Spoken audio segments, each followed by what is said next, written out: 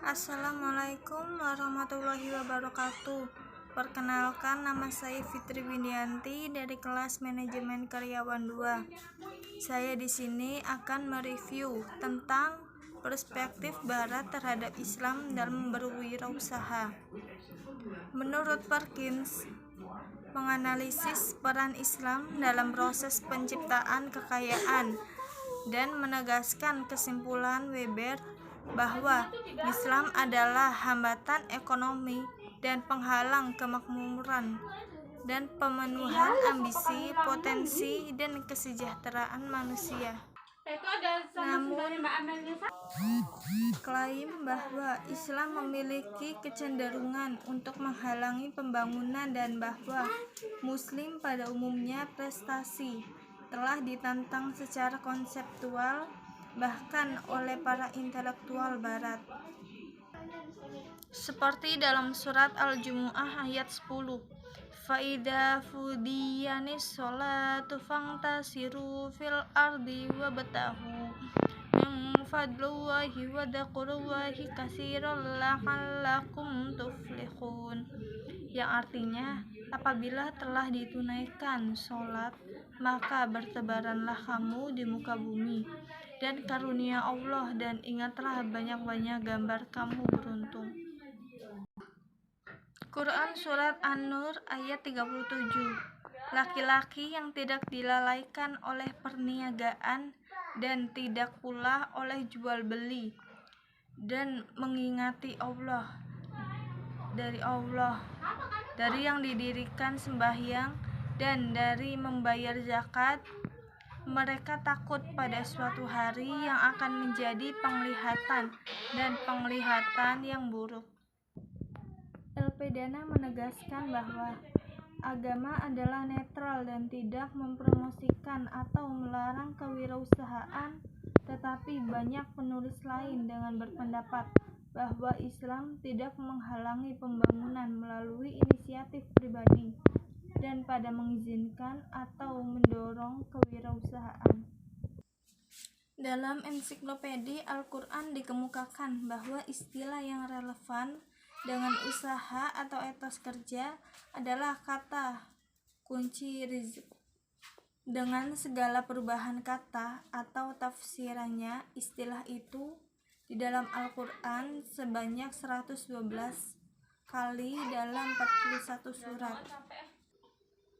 Dari Al-Miqdan bin Ma'dil Khatib R.A., Nabi SAW bersabda, tidak ada makanan yang lebih baik dari seorang kecuali makanan yang diperoleh dari uang hasil keringatnya sendiri. Nabi Allah Daud alaihissalam makan dari hasil keringatnya sendiri. Hadis riwayat Al-Bukhari. Pedagang yang jujur dan terpercaya akan dibangkitkan bersama para nabi, orang-orang siddiq, dan para syuhada. Hadis riwayat Tirmizi nomor 1209.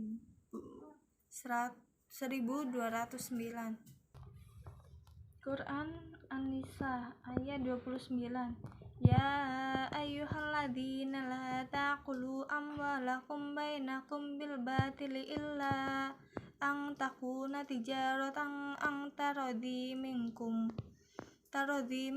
wa la taqtulu anfusakum innallaha kana bikum rahima,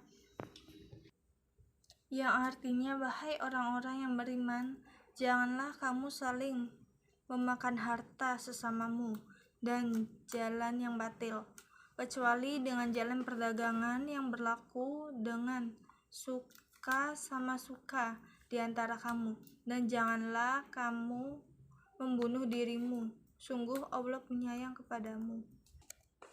Surat Fatir ayat 29.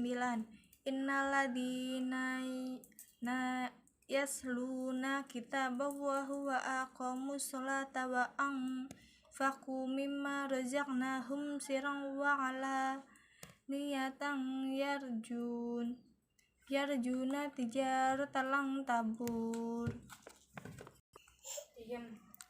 yang artinya sesungguhnya orang-orang yang selalu membaca kitab Allah dan mendirikan sholat dan menafkahkan sebagian rezeki yang kami anugerahkan kepadanya dengan diam-diam dan terang-terangan, mereka itu mengharapkan perdagangan yang tidak akan rugi. Perjalanan bisnis Rasul dimulai sejak beliau berusia 12 tahun. Saat itu beliau ikut pamannya, yaitu Abu Thalib, berdagang ke Syam. Selanjutnya, ketika menuju usia dewasa, Rasulullah memulai usahanya sendiri. Beliau mulai dari berdagang kecil-kecilan. Prinsip bisnis ala Rasul. Yang pertama, memahami hukum dan ilmu bisnis. Yang kedua, selalu bersikap jujur. Yang ketiga, sopan santun dan menghormati pelanggan. Yang keempat, menepati janji. 5. Tidak menjelekkan bisnis orang lain. Yang keenam, tidak menjual produk buruk. Yang ketujuh, tidak menimbun barang. Yang ke-8, tidak mengganggu ibadah. Dan yang ke-9, membayar upah tepat waktu. Sekian dari saya, kurang lebihnya mohon maaf. Wassalamualaikum warahmatullahi wabarakatuh.